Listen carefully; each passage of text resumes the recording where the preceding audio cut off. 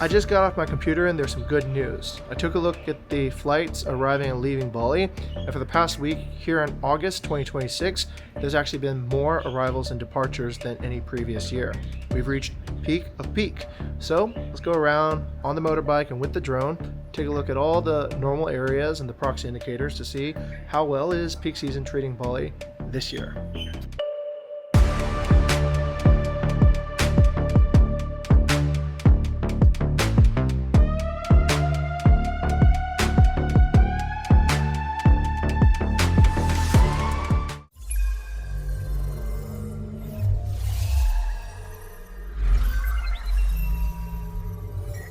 Oh wait, there's an airplane leaving right there.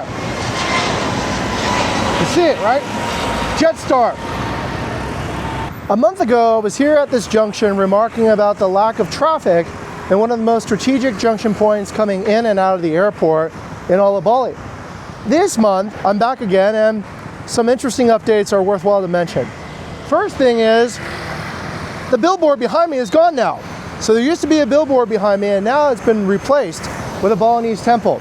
There's still a billboard over there and an empty billboard behind me over here as well. And as we look at the traffic in the junction right here, years ago we would have expected quite a lot of congestion. Right now there is really good flow. There's good flow in and out, but not too congested and not too busy at this Horseman junction here. So I'm not sure what this means, to be honest, because it either means that the traffic situation is either resolved or there's just emptiness here in Bali again. Hey, some good news. I'm happy to report, as you can see here, there's a lot of cars coming into Bali from the airport entrance. This side is very busy, as you can see, car after car, and on the side leaving, it's empty. This is normal. So on this side, these are people leaving Bali, these are people coming into Bali, and the reason the right side is busier is because people all come at the same time, but they leave and go to the airport at different times, right? Because one flight arrives and drops large batches of people here. So this, over on this side, is a good sign. It indicates that perhaps people are coming in for peak season. All right, I'm driving along the main drag here in Tuban, and it's pretty empty for peak season. Not a lot of people. I mean, this is old news by now. If you don't know this by now, then you can watch, I guess, one of my previous episodes where I've explained in detail the downfall of Kuta since about a year ago. And I think this is corroborated really well with other local content producers that film in this area, such as on these vlogs and these vlogs too as well. Let's skip Kuta. It's not worth even checking on now. Let's go! Thank you! Yo guys, what's up?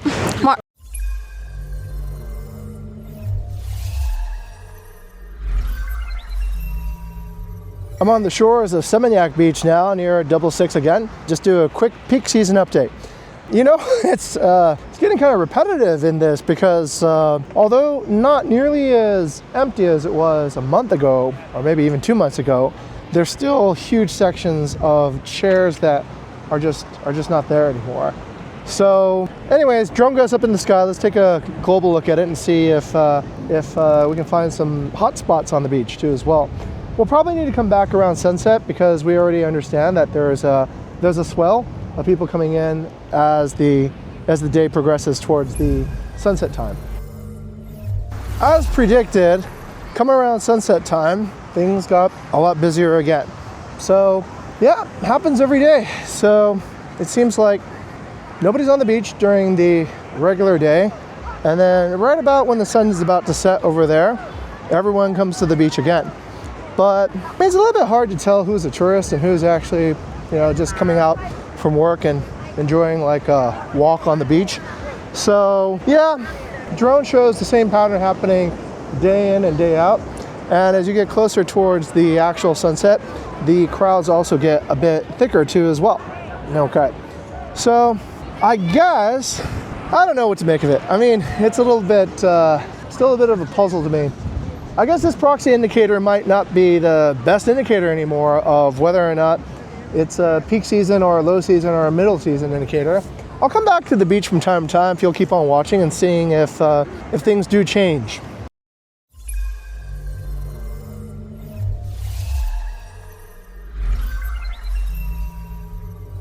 I'm on Jalan Kayu Aya right now, and I'm gonna go down and take a look at it.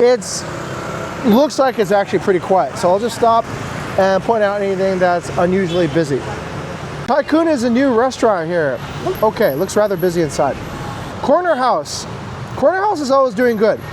Busy from breakfast to dinner. Okay, retail area, nothing going on.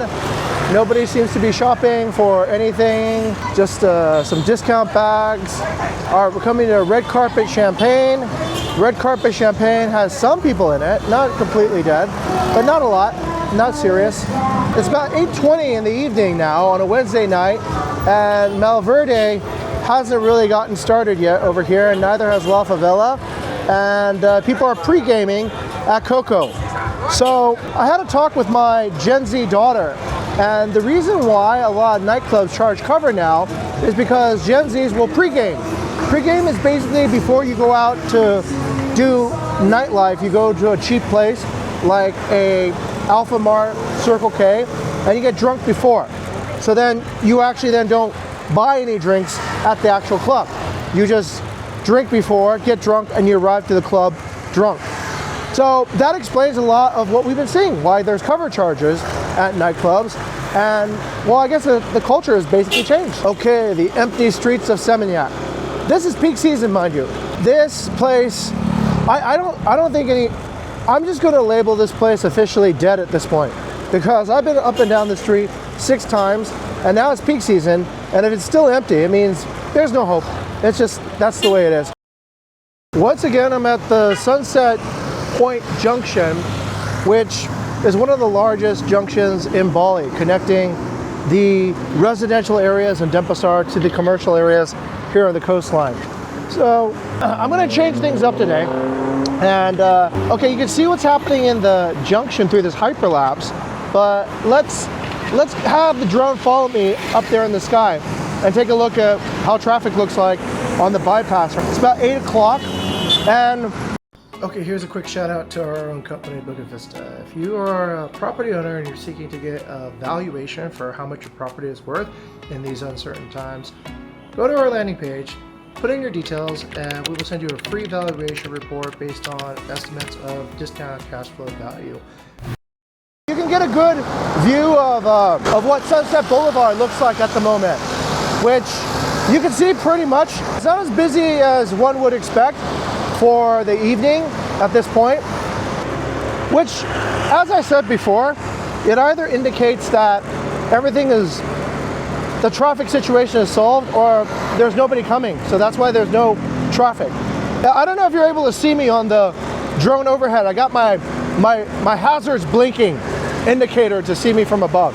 From this angle you can see it pretty well, can't you? Like, the bypass is really empty. This entire highway is not that full. Now, granted, it is about 8 p.m. I'm not sure if, there's people moving around at night, but I kind of remember in years before there was traffic all night. Not too busy on both sides of the bypass. This is what I really want you to see, right? I've been saying this for years, that businesses on the side of the bypass are kind of dead, and this is how you know.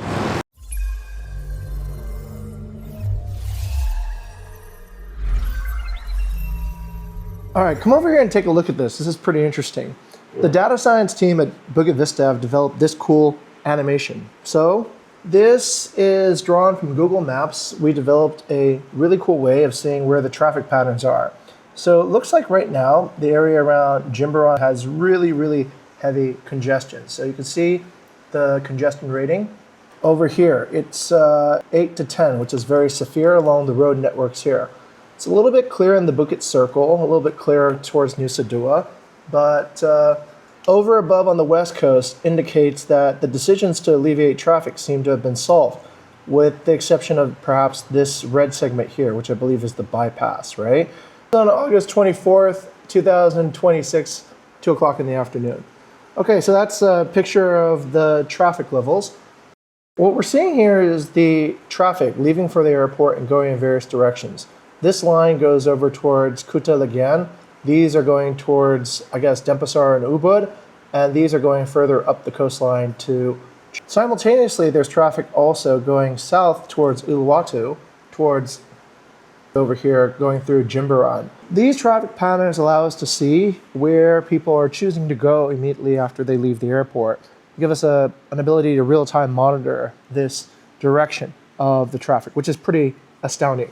I created this visualization here at Bukit Vista mainly to be able to see where people are, because it's just so hard to track everyone by visual confirmation. So this is a little bit like radar. It lets us see where people are by tracking essentially the data shared by Google Maps on people's phones and applications as they're driving across different parts of Bali. Speaking of different parts of Bali, let's just go outside our neighborhood right now onto the biggest traffic junction I can find and test out whether or not this data tool actually works out.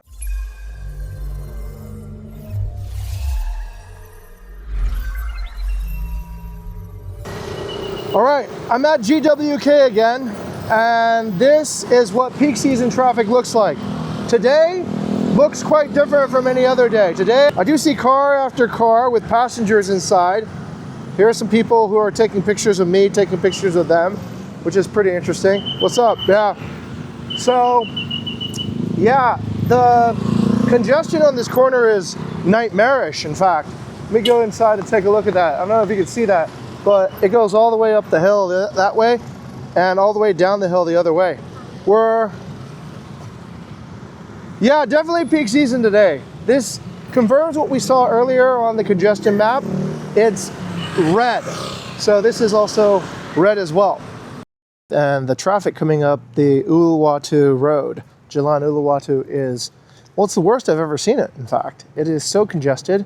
The congestion goes, it seems, as far as actually Jimbaran and as far back over on this other side to Pachatu.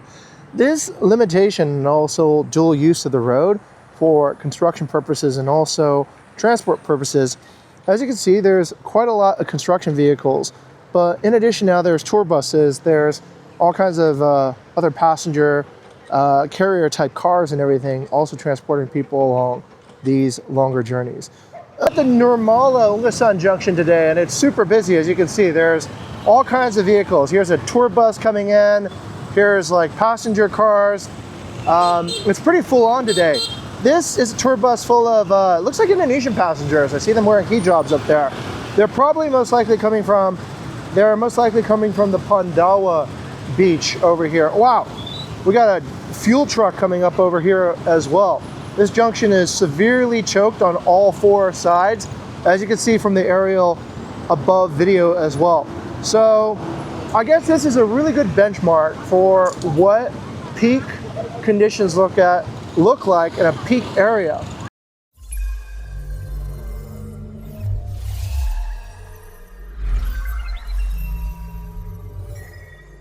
I've reached the frontier of Uluwatu, and I'm at the junction where the cliffs of Uluwatu meet the Indian Ocean.